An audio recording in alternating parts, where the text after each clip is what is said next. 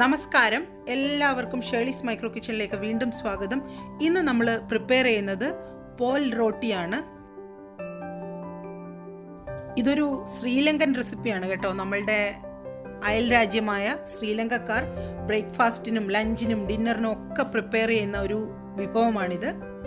ശ്രീലങ്കയും കേരളവും തമ്മിൽ ഒരുപാട് സാമ്യങ്ങളുണ്ട്. നമ്മൾ എല്ലാ കറികൾക്കും തേങ്ങ ചേർക്കുന്നത് പോലെയാണ് ശ്രീലങ്കയുടെ റെസിപ്പികളിൽ ഒട്ടുമിക്കതിലും നല്ല ഫ്രഷ് തേങ്ങ ചേർത്താണ് അവർ പ്രിപ്പയർ ചെയ്യുന്നത്. അപ്പം നമുക്ക് എങ്ങനെയാണ് ഇത് പ്രിപ്പയർ ചെയ്യുന്നതെന്ന് നോക്കാം. പോൾ റോട്ടി പ്രിപ്പയർ ചെയ്യാൻ വേണ്ടിയിട്ട് മൈദ യൂസ് ചെയ്യാം, ഗോതമ്പ് പൊടി യൂസ് ചെയ്യാം, അല്ലെങ്കിൽ ഇത് രണ്ടും മിക്സ് ചെയ്ത് യൂസ് ചെയ്യാം.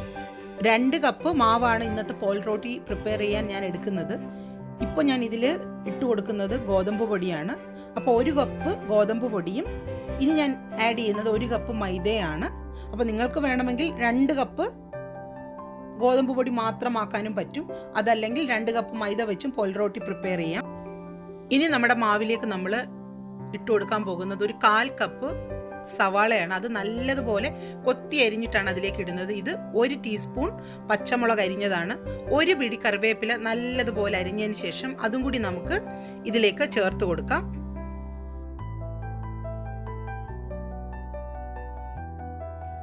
ഇനി നമ്മൾ 2 വറ്റൽമുളകാണ് എടുക്കുന്നത്. നല്ലതുപോലെ ഒന്ന് ചതച്ചെടുക്കുക, ഒന്ന് പൊടിഞ്ഞു കിട്ടണം കഷ്ണങ്ങളായിട്ട്.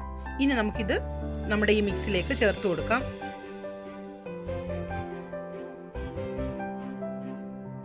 ഇനി ഇതിലേക്ക് നമുക്ക് ഉപ്പാണ് ചേർത്ത് കൊടുക്കേണ്ടത്. ഞാനൊരു 1/4 ടീസ്പൂൺ ഉപ്പാണ് ചേർക്കുന്നത്.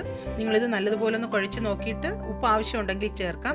ഇനി നമ്മൾക്ക് ഇതിലേക്ക് ചേർക്കാനുള്ളത് 1/2 കപ്പ് തേങ്ങയാണ്. ഇത് നല്ല ഫ്രഷ് തേങ്ങയാണ്. 1 കപ്പ് തേങ്ങാപ്പാലും കൂടി എടുത്തിട്ടുണ്ട്. ഇതിൻ്റെ പ്രത്യേകത എന്ന് പറയുന്നത് ഇത് കുഴയ്ക്കുന്നത് വെള്ളത്തിലല്ല, തേങ്ങാപ്പാലിലാണ്. ഞാനിപ്പോൾ 1 കപ്പ് തേങ്ങാപ്പാലാണ് എടുത്തു വെച്ചിട്ടുള്ളത്.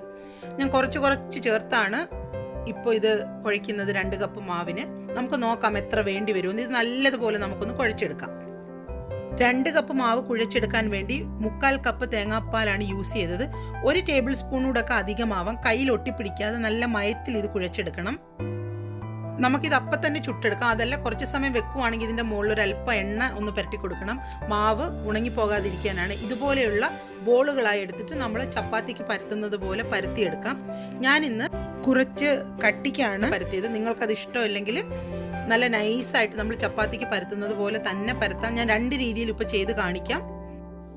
ഒരു പാൻ നമ്മളിപ്പോൾ അടുപ്പത്ത് വെച്ചിട്ടുണ്ട്. അതൊന്ന് ചൂടായി വരുമ്പോൾ വേണമെങ്കിൽ ഒരു ഇത്തിരി എണ്ണ ഒന്ന് കല്ലിലൊന്ന് തടവി കൊടുക്കാം. അതിനുശേഷം കല്ലൊന്ന് ചൂടായി വരുമ്പോൾ നമുക്കിതിലേക്ക് തയ്യാറാക്കി വെച്ചിരിക്കുന്ന പോൾ റോട്ടി ഇട്ടിട്ട് പ്രിപ്പയർ ചെയ്തെടുക്കാം. ഒരു ഭാഗം ഒന്ന് നല്ലതുപോലെ ഒന്ന് കുക്കായി വരുമ്പോൾ നമ്മളിങ്ങനെ തിരിച്ചിടണം. അപ്പോൾ ഈ ചെറിയ ഗോൾഡൻ കളറിലെ ഡോട്ട്സ് നമുക്ക് നമ്മുടെ പോൾ റോട്ടിയിൽ കാണാൻ പറ്റും. ഇത് കുറച്ച് കട്ടിക്ക് പരത്തിയ പോൾ റോട്ടിയാണ്. അതുകൊണ്ട് 2 സൈഡും അങ്ങോട്ടും ഇങ്ങോട്ടും കുറച്ച് സമയം മറിച്ചിട്ടിട്ട് നമ്മളിത് ചുട്ടെടുക്കണം. എന്നാൽ മാത്രമേ ഇതിൻ്റെ അകവശം വെന്ത് കിട്ടുള്ളൂ. ഒരു ബ്രഷ് ഉപയോഗിച്ച് 2 വശത്ത് ഒരല്പം ഓയിൽ നമുക്ക് തടവി കൊടുക്കാം. നിങ്ങൾക്ക് നെയ്യാണ് തടവാൻ ഇഷ്ടമെങ്കിൽ അങ്ങനെയും ചെയ്യാം.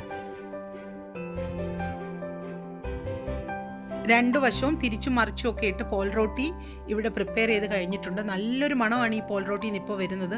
ഉള്ളിയും കറിവേപ്പിലയൊക്കെ ഇങ്ങനെ വെന്ത ഒരു മണം. ഇനി നേരത്തെ പറഞ്ഞതുപോലെ കനം കുറഞ്ഞ് ചപ്പാത്തി പോലെ പരത്തിയ പോൾ റോട്ടിയാണിത്. നമ്മൾ സാധാരണഗതിയിൽ റൊട്ടിയൊന്നും അങ്ങനെ കട്ടിയുള്ളത് അങ്ങനെ കഴിക്കാറില്ലല്ലോ. അപ്പം നിങ്ങൾക്കത് ഇഷ്ടമില്ലെങ്കിൽ ഞാൻ ഈ പറഞ്ഞതുപോലെ കനം കുറച്ച് ചപ്പാത്തി പോലെ പരത്തിയെടുത്താൽ മതി. നല്ലതുപോലെ ഇത് പൊങ്ങി വരും. അപ്പോൾ എന്നെ ഇനി സപ്പോർട്ട് ചെയ്യാൻ നിങ്ങൾ മറക്കണ്ട. ആരെങ്കിലും ആദ്യമായിട്ട് ഈ ചാനൽ കാണുന്നുണ്ടെങ്കിൽ നിങ്ങൾ ഈ ചാനലൊന്ന് സബ്സ്ക്രൈബ് ചെയ്യുന്ന കാര്യം തീർച്ചയായിട്ടും പരിഗണിക്കണം. ഈ വീഡിയോ കണ്ടതിന് ശേഷം ലൈക്ക് ചെയ്യാൻ മറക്കരുത്. നിങ്ങളുടെ അഭിപ്രായങ്ങളൊക്കെ കമൻറ്റ് ബോക്സിൽ വന്ന് അറിയിക്കുകയും വേണം. അപ്പോൾ മറ്റൊരു റെസിപ്പിയുമായി വരുന്നത് വരെ എല്ലാവർക്കും bye from Shirley's micro kitchen.